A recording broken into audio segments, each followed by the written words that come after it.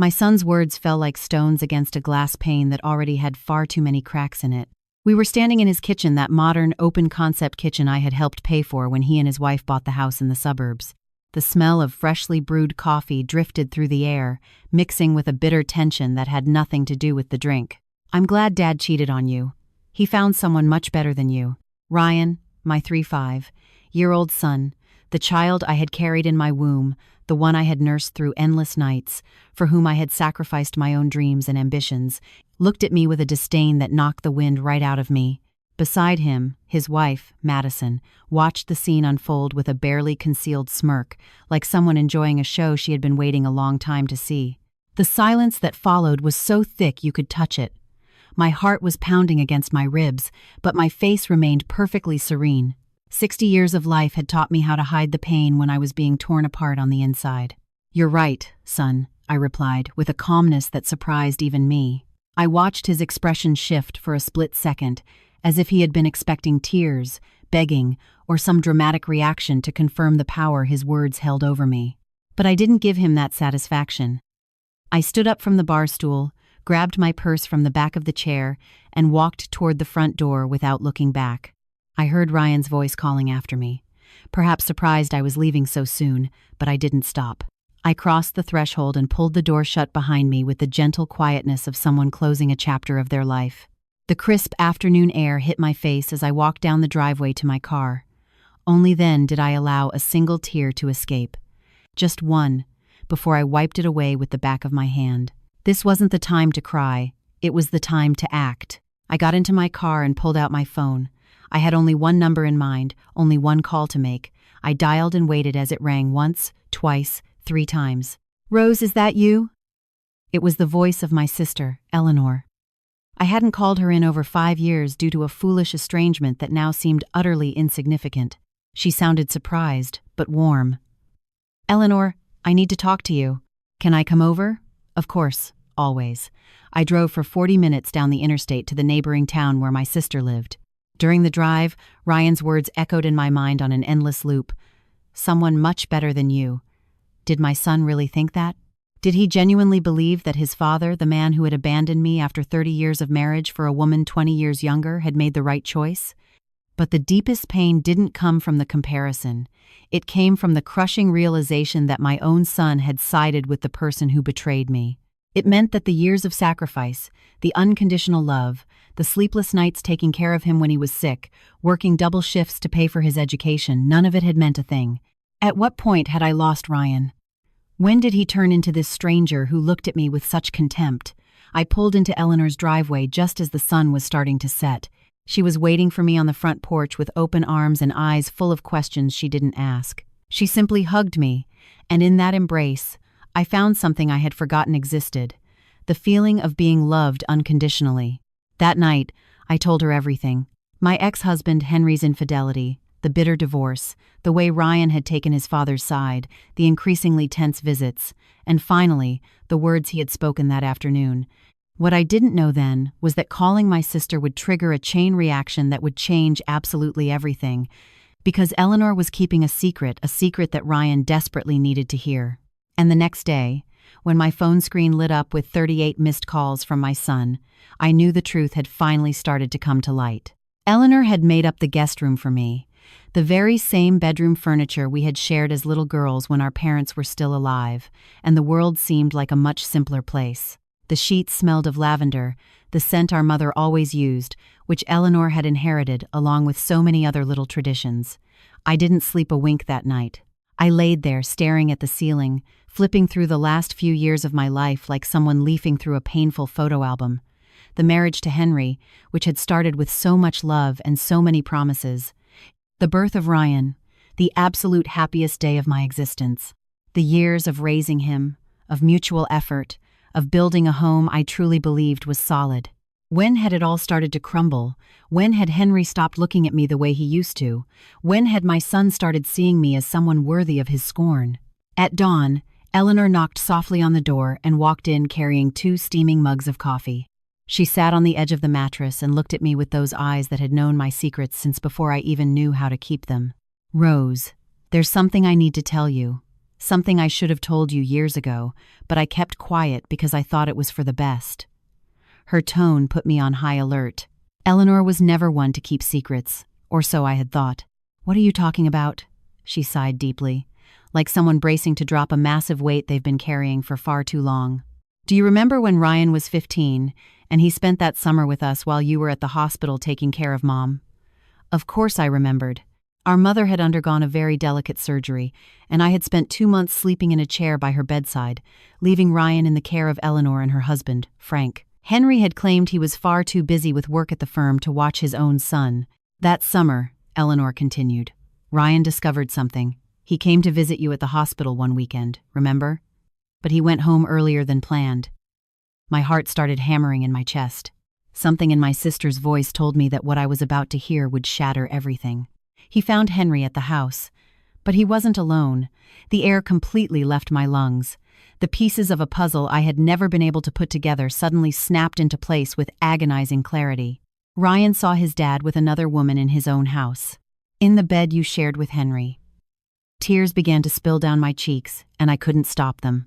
Not just because of the confirmation of a betrayal I had suspected for years, but because of something infinitely worse. My son had carried that dark secret for 20 years. Why didn't he ever tell me?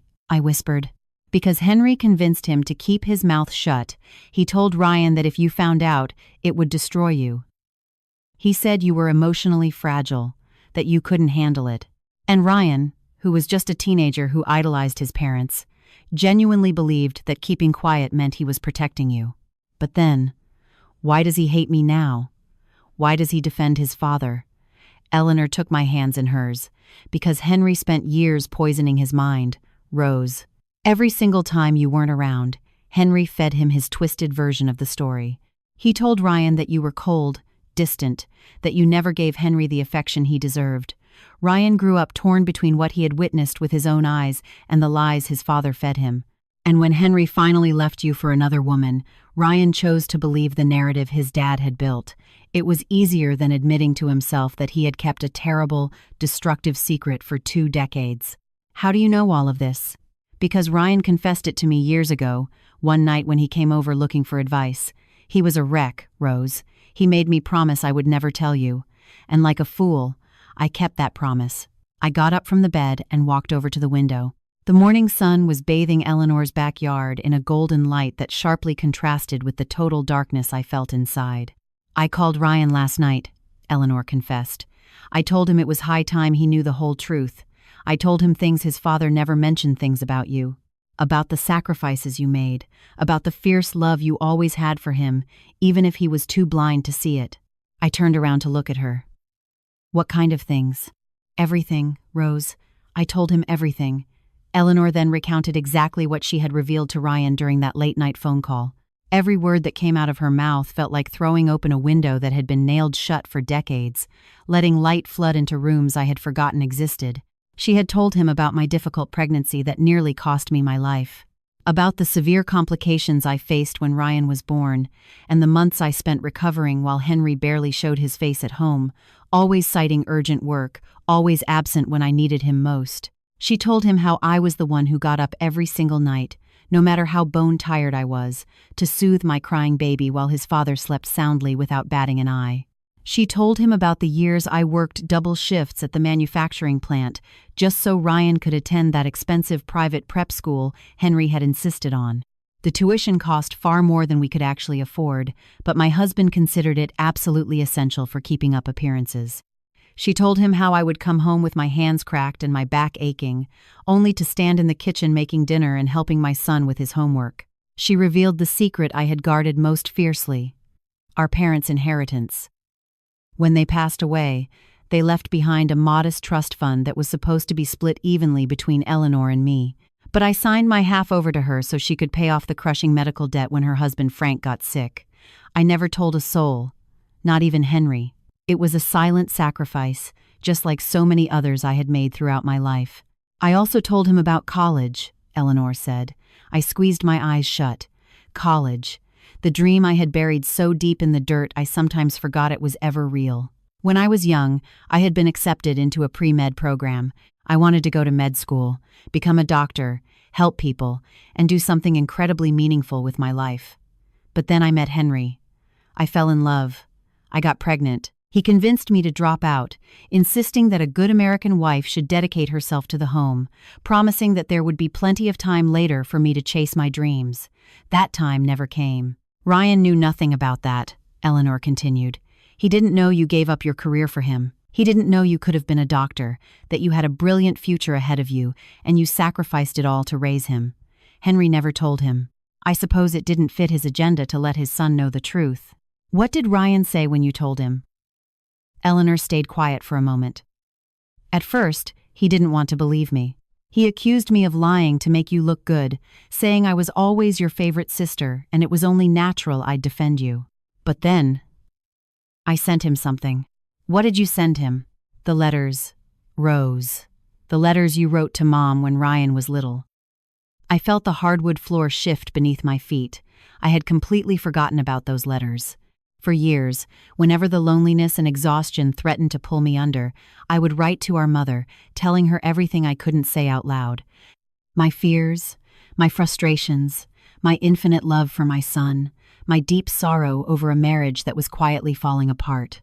When Mom died, Eleanor inherited those letters along with the rest of her belongings. I stayed up half the night scanning them and emailing them to him, one by one, my sister explained. Every letter, Rose. Every word you wrote over the span of 15 years. Your own words, your own handwriting.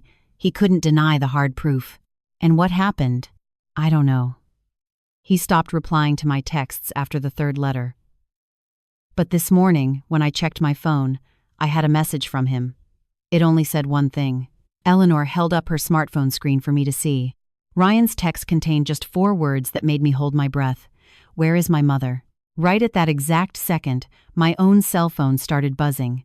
I had left it on silent all night, too afraid to even look at the screen. When I picked it up, the display showed a number I knew by heart. 38 missed calls from Ryan. And as the phone vibrated furiously in my palm, I knew the moment had come to decide if I was ready to hear what my son had to say. The phone kept ringing, buzzing against my skin like it had a life of its own. Ryan's caller ID flashed on the screen. Every pulse felt like a silent demand. Are you going to answer? Are you ready to hear him? Eleanor watched me without saying a word, respecting my silence, my hesitation. She understood that this moment belonged solely to me, that no one else could make this choice for me. I let the phone ring until it finally went to voicemail. I needed one more minute. Just one. I walked back to the window and stared out at my sister's backyard, that little patch of green where she grew rose bushes of every color. Roses. Just like my name. My mother had named me that because she always said roses were the most resilient flowers, capable of surviving the harshest storms and still managing to bloom. For 60 years, I had tried to live up to that name. I had endured disappointments, sacrifices, and agonizing silences. I had bloomed despite the thorns life constantly threw in my path. But Ryan's words in his kitchen had been different. They had sliced into something deep inside me, something I wasn't sure could ever grow back. The phone started ringing again. This time, I took a deep, shaky breath and hit the green button. Mom. My son's voice sounded entirely different. It was hoarse, completely broken, stripped entirely of the smug arrogance he had paraded just yesterday. Mom, please don't hang up. I didn't say anything. I just waited. I need to see you. I need to talk to you. Please. What for, Ryan? To remind me how thrilled you are that your father traded me in for an upgrade? I heard a ragged sob from the other end of the line. My son was crying. In 35 years, I had only ever heard him cry like that once, the day his grandfather died, my father, the only man Ryan had ever admired without reservation. I was wrong, Mom. I was so damn wrong. I didn't know. I had no idea. No idea about what? That your mother loved you? That she sacrificed her entire life for you? You didn't need anyone to spell that out for you, Ryan. You just needed to open your eyes. My voice came out much harsher than I intended, but I didn't regret it. I had swallowed too many feelings for far too long. The words needed to come out. You're right, he choked out. You're absolutely right. I was blind. I was an idiot who bought into Dad's lies because it was easier than facing reality. Because admitting he was the bad guy meant admitting I had been his accomplice for 20 years. 20 years. 2 decades of keeping a secret he should have told me. 2 decades of letting Henry spin a fabricated narrative that cast me as the villain in a story where I was the victim. The letters, Ryan continued, his voice trembling. I read the letters you wrote to Grandma. I stayed up all night reading them. Every single word. Mom. Everyone. I closed my eyes, picturing my grown son sitting in the glow of his laptop, reading my most intimate confessions, my deepest terrors, my love poured out in ink on paper through years of suffocating isolation. I didn't know you almost died having me. Dad never mentioned that. He told me the delivery was easy, that you bounced right back, and that you were just being dramatic whenever you brought up how hard it was. Tears began tracking down my own face now. I didn't know you wanted to be a doctor, that you had dreams, ambitions, a brilliant future that you threw away for me. Dad always said you had no drive, that you were just complacent, that he had to carry the entire financial burden of the family. The lie was so massive, so intricately constructed, that I could almost admire the sheer audacity of it. Henry had spent years rewriting American history within our own home, painting himself as the self-made hero while relegating me to the role of a lazy, insignificant shadow. Mom, I know I don't deserve your forgiveness. I know the things I said to you are unforgivable, but I need to see you. I need to look you in the eye and apologize in person. I need you to know how deeply sorry I am, how much I regret every single second of the last few years. The silence stretched out over the line, heavy with years of grief and manufactured misunderstandings. Where are you? I finally asked. I glanced at Eleanor, who was still watching me, her eyes shining with unshed tears. My sister gave me a small, encouraging nod. I'm at your Aunt Eleanor's house in Geneva. I'm on my way. Please, Mom, just wait for me. He hung up before I could say another word. The 2 hours that passed between that phone call and Ryan pulling into the driveway were the longest of my life. Eleanor tried to keep me distracted by making lunch, chatting about neighborhood trivia, but neither of us could focus on anything other than the street, waiting for his car to appear. I sat out on the back porch, staring at the rose bushes without really seeing them. My mind was drifting through the decades, pausing on memories I had tried so hard to repress. The day Ryan took his wobbly first steps straight into my arms while I cheered him on through happy tears.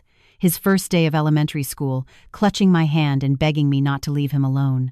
The afternoon he showed me his college diploma with a beaming, proud smile that I genuinely thought was meant for me, too.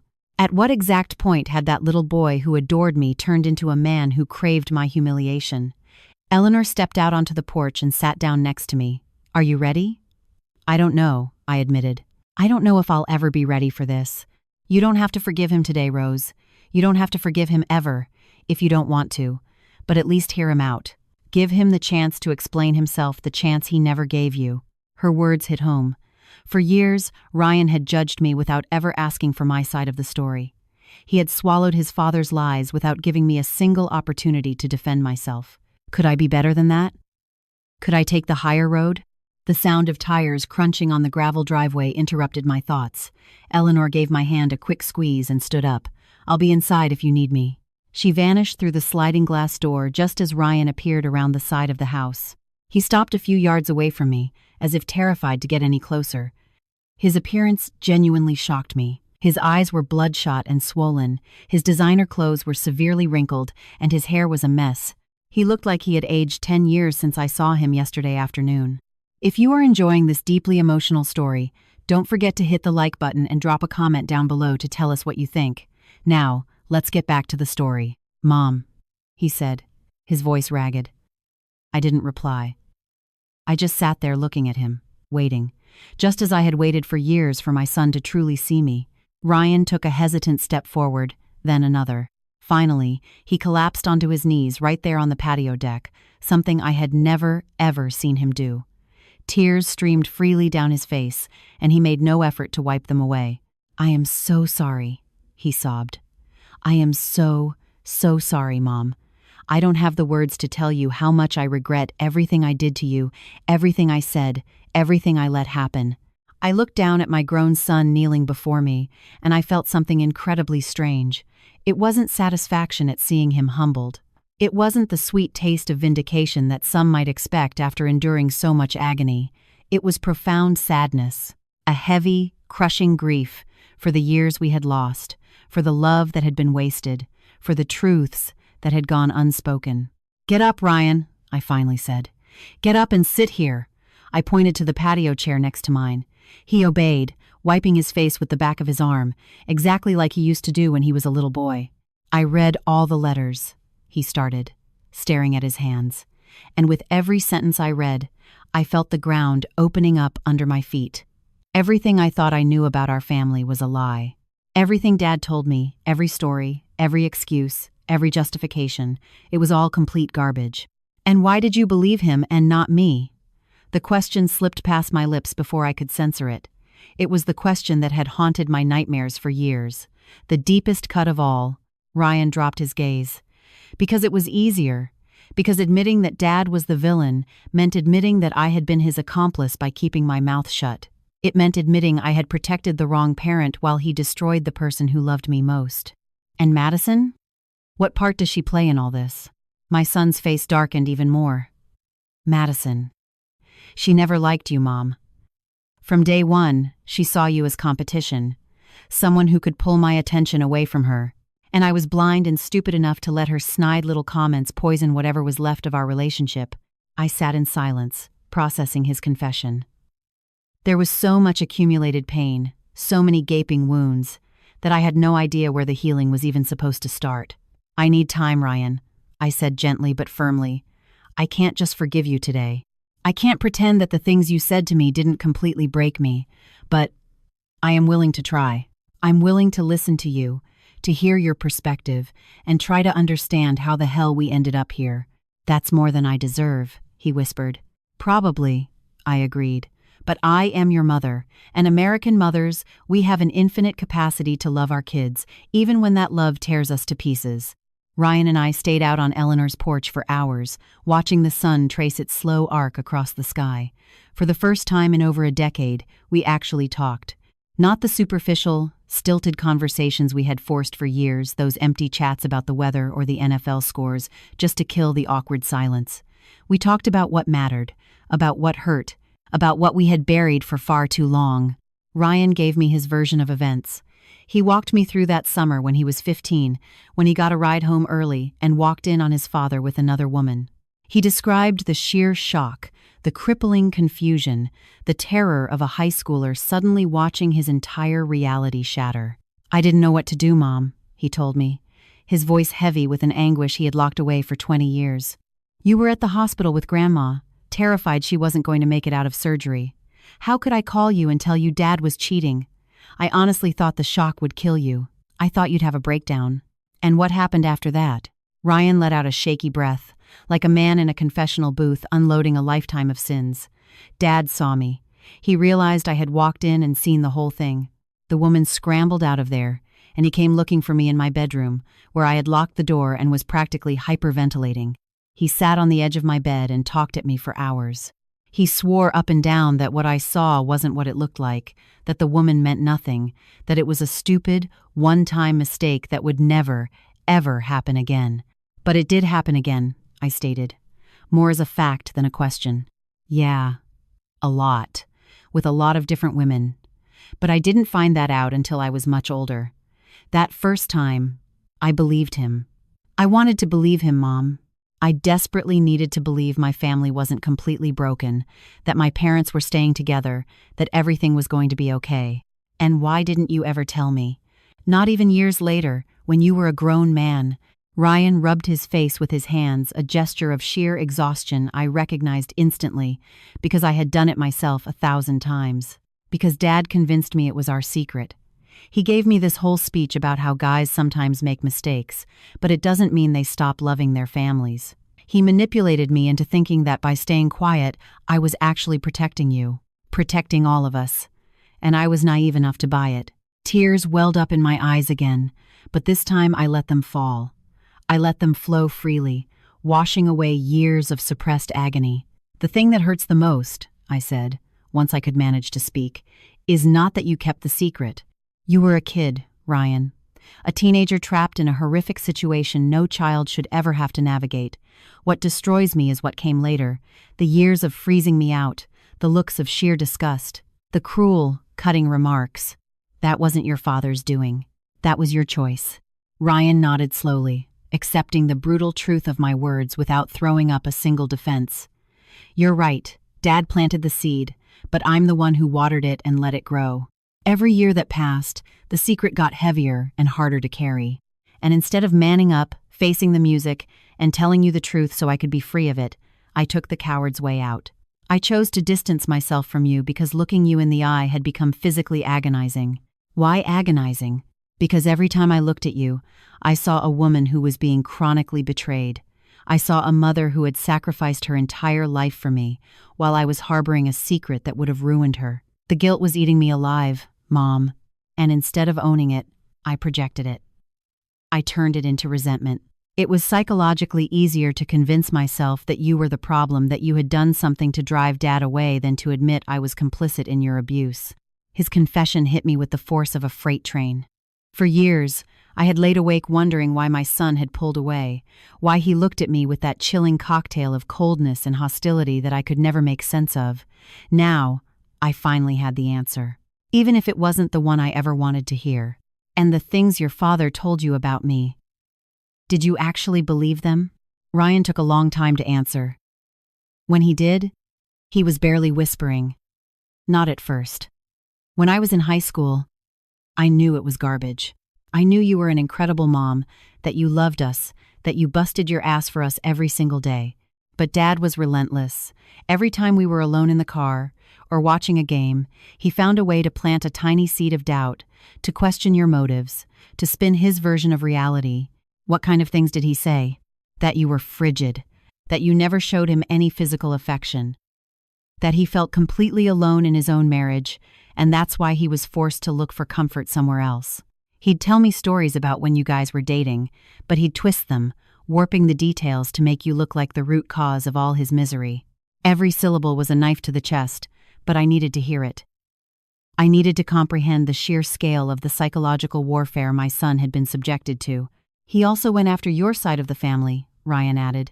He swore Grandma never approved of him, that Aunt Eleanor despised him, that they had brainwashed you into distrusting him. He totally convinced me that your side of the family was toxic. He said that's why we had to keep our distance, and why you eventually stopped visiting Aunt Eleanor. Yes, Dad told me Eleanor had actively tried to talk you into divorcing him, and that she was the real reason your marriage was so rocky. He basically banned me from visiting her when I was a teenager, and when I grew up, I just kept the habit going. Eleanor, who had just stepped back out onto the porch carrying a tray with a pitcher of lemonade, froze in her tracks. She had caught the tail end of Ryan's explanation. Tears were shining in her eyes. I never once tried to break up your parents' marriage, my sister said, her voice shaking with emotion. I only wanted to protect my little sister from a narcissist who didn't deserve her, but I never meddled in their vows. Rose can verify that. Ryan stood up and walked over to his aunt. For a split second, I thought he was going to walk past her, to reject her truth the same way he had rejected so many others over the years. But instead, he wrapped his arms tightly around her. I know, Aunt Eleanor. I know now, and I am so incredibly sorry. I'm sorry I bought into Dad's garbage. I'm sorry I cut you off.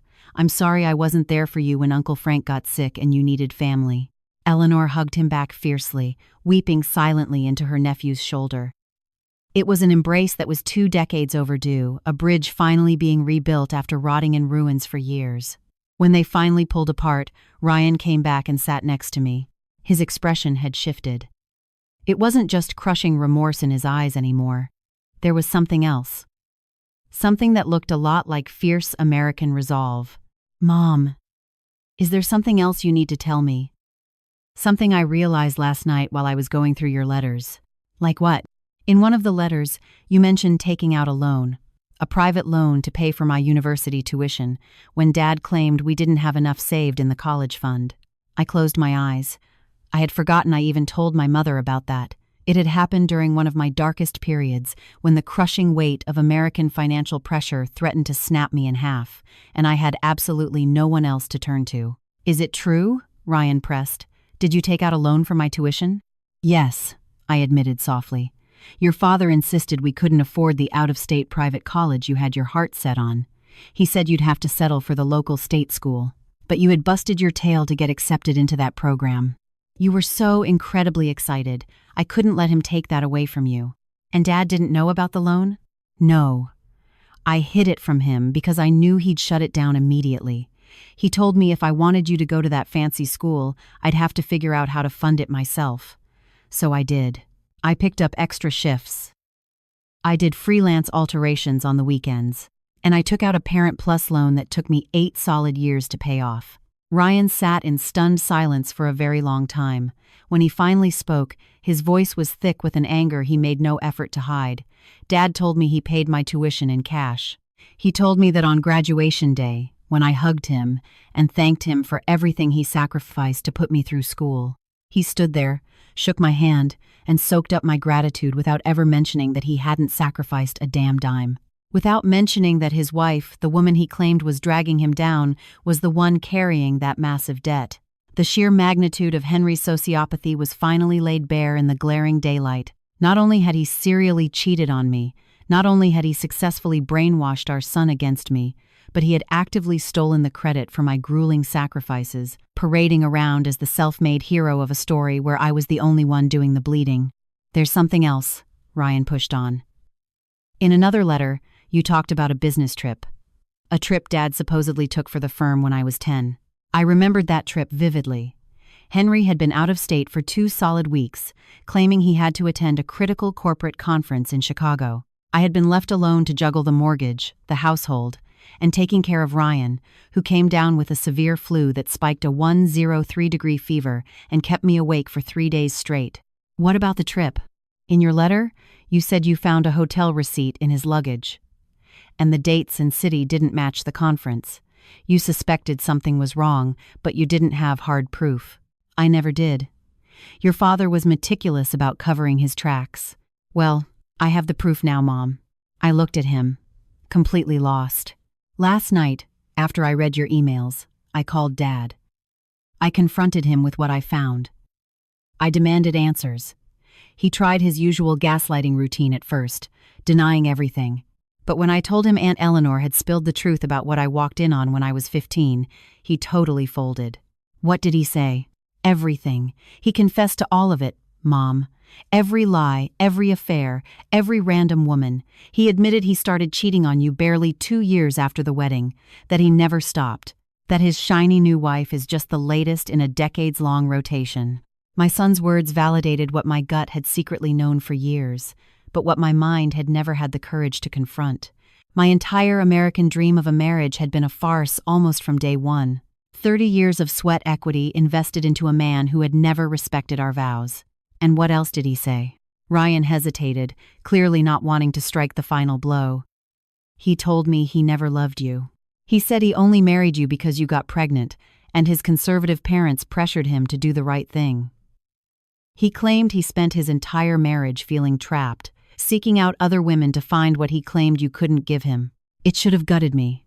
It really should have destroyed me to hear that the man I shared 3 decades with had never actually loved me. But, bizarrely, all I felt was a tidal wave of relief. I finally had the objective truth. I finally understood why my marriage had perpetually felt hollow, why there was always an icy wall between us that I could never seem to scale, no matter how hard I loved him. Thank you for telling me that. I breathed out. Thank you? Mom, I just told you my father never loved you. I know. But you also just handed me something I've needed for 30 years. The absolute certainty that it wasn't my fault. For decades, I laid awake wondering what I was doing wrong. Why my body wasn't enough, why my cooking wasn't enough, why I wasn't enough for your father. Now I know, the defect was never me. The defect was always him. Ryan reached out and gripped my hand tightly.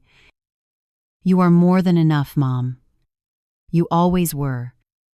And I hate myself for taking this long to figure it out. Ryan ended up sleeping in the guest bedroom at Eleanor's house that night.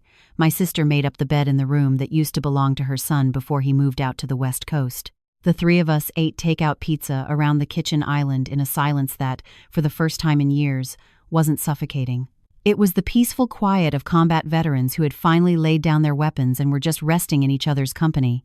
Right before turning in, Ryan knocked on my bedroom door. He stood hovering in the doorframe, exactly like he used to do when he had a nightmare as a little boy, waiting for permission to step inside. "Can I come in, Mom?" I nodded, and he walked over to sit on the edge of the mattress. For a long minute, neither of us said a word. We just looked at each other, truly recognizing each other after years of looking without actually seeing. "There's something else I haven't mentioned," Ryan started. "Something about Madison." I tensed up automatically. My daughter-in-law had been a highly toxic, radioactive presence in our dynamic for years, constantly fueling the friction between us with passive-aggressive jabs and looks of overt disgust. Last night, when I got home from reading your letters, I was having a total breakdown. I sat Madison down and told her everything I had just uncovered, hoping she would comfort me, hoping my own wife would help me process the horrific grief I was feeling. Do you know what she said to me? I shook my head, though I could practically hear the venom. She told me I was acting hysterical. She said every family has skeletons in the closet and that it wasn't a big deal. And when I brought up the awful things I had screamed at you in the kitchen, when I told her how sick with regret I was, she literally laughed. She told me she was glad I finally put you in your place. The words stung, but they didn't surprise me. I had always suspected Madison got a sick thrill out of the warfare between my son and me. That was the exact moment I finally woke up. Mom. I realized I've been married for years to a woman who actively rejoices in my mother's pain. A woman who intentionally stoked my resentment toward you because it made it easier to isolate me from my side of the family. A woman who sat there and watched me verbally abuse you and threw a mental parade. Ryan aggressively rubbed his eyes, utterly depleted by the emotional whiplash of the last 24 hours. I told her to pack a bag and get out of the house right then and there. I told her I needed space to think, to completely reevaluate our marriage. She lost her mind. She started screaming, accusing me of choosing my mommy over my wife, calling me a mama's boy. But for the very first time, her manipulation tactics didn't work. For the first time, the mask slipped, and I saw exactly who she is. Where is she now? She went to her mother's place. I honestly don't know what's going to happen with us, Mom. I don't know if this marriage can be salvaged, or if I even want to salvage it. But I do know one thing for absolute certain. I am never, ever letting anyone drive a wedge between you and me again. I slid over, wrapped my arms around his neck, and hugged him tighter than I had in a decade. I felt his hot tears soaking into my pajama shirt, his broad shoulders shaking with repressed sobs. He was my baby boy all over again, the little kid who ran to me for a Band-Aid when the world proved to be too sharp. "It's going to be okay," I whispered into his hair, even though I had no earthly idea if that was true. "We'll figure this out. Together." The following weeks were an intense period of demolition and rebuilding. Ryan went back to his house in Naperville to deal with the fallout with Madison, but he FaceTimed me every single night to check in. The conversations were long, sometimes emotionally grueling, but brutally honest. We were essentially learning how to speak a new language, how to communicate without defensiveness, how to listen without waiting to counterattack, how to love each other without conditions. A week after that tearful reunion on Eleanor's porch, Ryan called me with news I genuinely hadn't anticipated. "Mom, Madison and I have decided to file for divorce." "Are you sure, honey?" "That's a massive step. I'm positive." We tried going to a counselor, tried to see if there was a path forward, but I quickly realized our entire marriage was built on a toxic foundation. She wanted a husband who was alienated from his family, a guy she could completely control who would put her petty demands above basic human decency, and I played that role perfectly for years, Mom. But I just can't stomach being that guy anymore. I'm so sorry, Ryan. I know how badly divorce hurts. It does. But honestly, it mostly feels like relief. Like I can finally take a full breath after holding it in for 5 years. Watching my son go through a divorce was agonizing, as all heartbreak is. There were really dark days, late-night phone calls where he sounded completely lost, afternoons where he second-guessed his decision, but through it all, our newly reinforced bond held firm. We talked, we vented, we held each other up. Eleanor became the cornerstone of our new family dynamic. We started a tradition of Sunday night dinners at her place. We'd grill out on the deck, share old stories, and systematically reclaim the years the locusts had eaten. My sister and my son forged the aunt-nephew relationship they had always been denied, discovering shared hobbies and building fresh memories. Exactly 1 month after that catastrophic afternoon in his kitchen, Ryan invited me out to dinner, just the two of us, at a nice Italian place downtown. When I walked in, he was waiting at the booth with a massive bouquet of long-stemmed red roses. "For the toughest woman I know," he said, handing them to me. "For the mom who never stopped loving me, even when I gave her every reason on earth to walk away." We sat there eating pasta and talking for hours.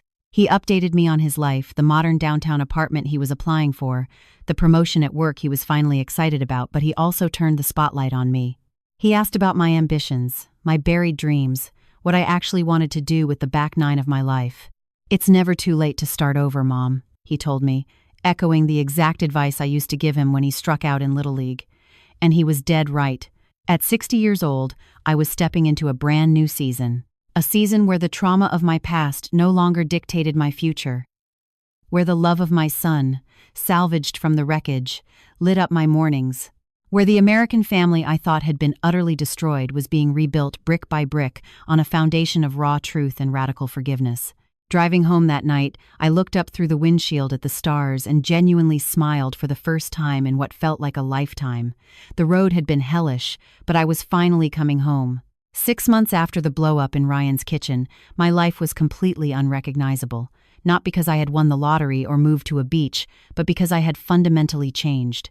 The woman who woke up and looked in the mirror every morning was no longer the beaten-down wife who had silently swallowed decades of gaslighting and neglect. I was someone new.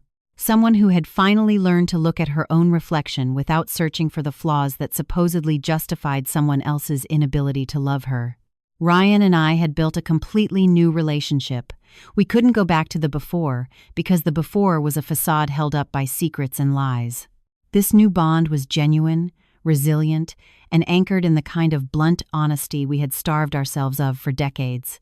We got coffee on weekends, texted constantly, and steadily filled in the craters left by years of radio silence. His divorce from Madison was finalized in family court 2 months prior. It was a brutal legal process, but a necessary one, like having a surgeon excise a malignant tumor. Ryan was living alone in a high-rise apartment for the first time in his adult life, and despite the inevitable bouts of loneliness, he had found a profound peace he had never known. One crisp spring afternoon, while we were sitting out on Eleanor's patio drinking iced tea, my son hit me with a question out of left field. "Mom, did you ever think about going back to school for medicine?" I actually choked on my tea. I hadn't given that buried dream a single thought in decades. I had paved over it so thoroughly I practically forgot it was there. I'm 60 years old, Ryan. That ship hasn't just sailed, it sank. Why? Age is literally just a number. You see those feel-good segments on the Today Show all the time about people graduating college at 80. It's never too late to chase a dream. Eleanor, who had been eavesdropping from the kitchen island, pushed through the screen door with a look on her face I knew intimately. It was the exact same guilty but excited expression she wore when we were kids and she was about to show me a stray puppy she'd hidden in the garage. "There's actually something I need to give you, Rose. Something I've been holding onto for a very long time, just waiting for the right moment." She vanished into the house and came back carrying a dusty, heavy cardboard banker's box that looked like it had been sitting in an attic since the Clinton administration. When Mom passed, I found this buried in the back of her closet. It had a sticky note on it saying, "I was supposed to hand it over to you when you were ready. I think today is the day." I popped the lid off the box with trembling hands. Inside were stacks of yellowing paperwork, faded Polaroid photos, and a thick manila envelope with my name written in our mother's unmistakable, looping cursive. I broke the seal and pulled out the letter. "My dearest Rose, if you are reading this letter, it means you have finally found the courage to be the woman you were always meant to be. I've kept these documents hidden for years, praying for the day you would finally need them. When you dropped out of your pre-med program to marry Henry, a piece of my soul died. Not because I didn't want you to have a happy family, but because I knew in my gut you were turning your back on your true calling. I watched the light slowly die in your eyes with every passing year. I watched a brilliant, driven young woman fade into a quiet, subservient shadow. But I also saw your grit. I saw how you dragged yourself out of bed every morning despite the heavy burden you carried. How you fiercely loved my grandson with a passion that left me in awe. How you managed to cultivate beauty in the darkest, ugliest corners of your life. Inside this box, you'll find your official, sealed university transcripts, which I managed to request from the registrar's office years after you left campus. You will also find something else. A high-yield savings account statement. I opened it in your name the day you were born, and I quietly funneled small deposits into it every month of my life. I never breathed a word of this to you because I was terrified Henry would find out and legally drain it to fund his own lifestyle. But it is yours, Rose. It is your American ticket to freedom. Use this money to go after your dreams. I don't care if you're 50, 60, or 90 when you read this. It is never, ever too late to become the woman you were destined to be. I love you, sweetheart. I always did, even on the days I was too proud to show it. Love. Mom. Tears were blistering the ink on the paper by the time I finished reading. My mother, who had been resting in the cemetery for 15 years, had orchestrated a miracle that defied the grave. She had believed in me, even during the decades when I had completely given up on myself. I dug deeper into the box and pulled out the bank statement from Chase. The bottom line figure sucked the air right out of my lungs. Through the magic of compound interest and decades of secret, stubborn saving, my mother had built a trust that amounted to a staggering sum of money. I had no idea, I stammered. She never gave me a single hint. That was Mom for you. Eleanor laughed, wiping her eyes, always playing her cards close to her chest, waiting for the perfect hand. I think she always knew Henry was a fraud, and she knew this day was coming. Ryan reached across the patio table and gripped my hand. It's a sign, Mom. The universe is literally handing you a blank check and telling you there is still time on the clock. There was still time. At 60, I actually had the resources to go back to school, to resurrect the dream I had buried in the backyard 40 years ago. The concept felt totally absurd, logistically impossible, but simultaneously, a spark ignited in my chest for the first time in a generation, a spark of stubborn American hope, of sheer possibility, of a future. The next few weeks were a blur of Google searches, campus tours, and academic advisors. I learned that while med school at 60 was a stretch, there were incredible accelerated nursing programs for mature adults. Becoming a registered nurse, RN, wouldn't make me an MD, but it would put me right on the front lines of patient care, which was all I had ever truly wanted to do. I applied to the nursing program at the State University. The afternoon the thick acceptance envelope arrived in my mailbox, I sat on my front steps and sobbed for an hour. Not out of grief, but from a profound, overwhelming joy I didn't know my nervous system could still process. At 60 years old, I was buying textbooks and highlighters. At 60 years old, I was performing CPR on dummies and running IV lines. The first day of clinicals was absolutely terrifying. I walked into the lecture hall surrounded by 20-somethings in scrubs who could literally be my grandchildren. I felt completely out of place, plagued by imposter syndrome, wondering what the hell a boomer was doing taking up a seat in this auditorium. But then the head of the nursing department stepped up to the podium and spoke about the sacred duty of healthcare, about the profound privilege of holding a stranger's hand during the most terrifying, vulnerable moments of their life. In that exact second, I knew I was exactly where God intended me to be. Nursing school was brutal. There were caffeine-fueled all-nighters, grueling anatomy exams, and moments of sheer exhaustion where I cried in my car and wondered if I was simply too old to hack it. But every single time I hit a wall, I remembered my mother's letter. It is never, ever too late to become the woman you were destined to be. Ryan became my ultimate cheerleader. He'd come over to quiz me with flashcards. He'd show up at midnight with Starbucks runs during midterms. He bragged about my GPA to anyone who would listen, celebrating every past exam like it was a Super Bowl victory. Our relationship solidified into something unbreakable through this shared mission. My delayed dream became the final bridge over the canyon that had once divided us. Eleanor was my rock through every semester.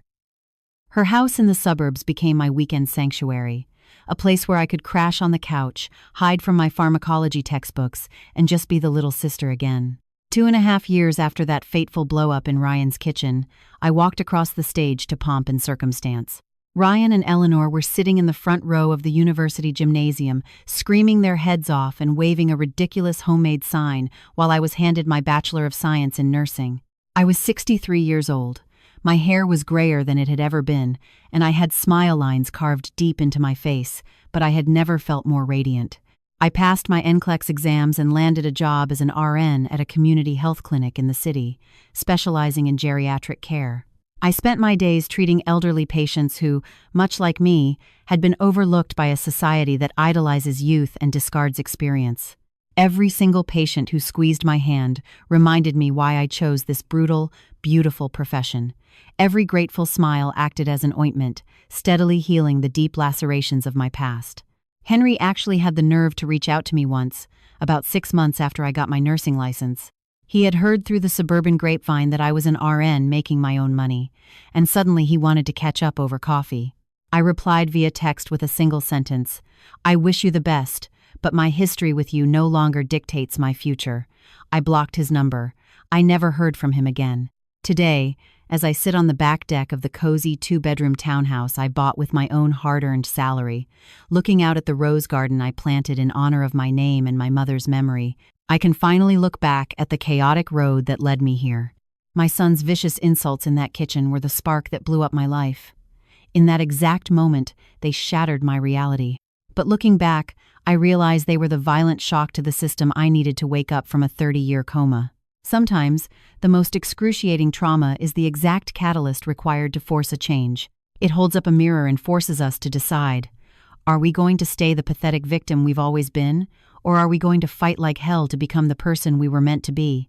Ryan comes over for Sunday dinner every single week. He's been dating a wonderful woman named Sarah, a kind, grounded middle school teacher who treats me with nothing but warmth and respect. She doesn't view me as a threat. She views me as family. They are talking about getting engaged next spring, and this time, I know in my bones it's going to go the distance. This time, my son knows how to spot the things that actually matter in a partner. Eleanor and I have completely reclaimed our sisterhood. We take road trips down the East Coast, we drink wine, we laugh until our ribs ache, and we cry when we need to. That ridiculous 5-year estrangement feels like a bizarre fever dream we both finally woke up from. And as for me, Rose Martin. At 63 years old, I am finally the woman I was always supposed to be. I am not a tragic victim of circumstance. I am not defined by the sociopathic betrayals of my ex-husband or the temporary cruelties of a misguided son. I am a survivor. I am a fighter. I am a woman who found the sheer American grit to start entirely over when society told her to just quietly fade away into retirement. Life doesn't end just because your heart gets shattered into a million pieces. Life begins anew the exact second you choose to scrape yourself off the floor, dust off your knees, and stubbornly keep marching forward. My mother was right. It is never too late to bloom, and just like the rose bushes in my backyard, which always grow back thicker and more vibrant after a ruthless pruning, I have blossomed again. I am stronger, wiser, and more fiercely independent than I have ever been in my entire life. This is my story. A story of devastating heartbreak and profound redemption, of losing everything and finding exactly what mattered, of dreams buried alive and dreams resurrected. And while this specific chapter is coming to a close, I know damn well my story isn't over. Every morning the sun comes up is a blank page. Every breath is a brand new chance to choose exactly who I want to be. And I choose to be Rose. The Rose that survives the bitterest winter storms. The Rose that always, always finds a way to bloom again. If this story touched your heart, make sure to hit that subscribe button and click the notification bell. Leave us a like and help us share this message with more people who might need it. Drop a comment below telling us which moment made you the most emotional, and share this video with a friend or family member who needs a reminder that it is never too late to start over. This is a complete work of fiction. All characters, names, and scenarios are strictly imaginary. Any resemblance to actual persons, living or dead, or actual events is purely coincidental. This content is intended for entertainment and reflective purposes only and does not constitute professional advice. Thanks for watching, and we'll see you in the next story.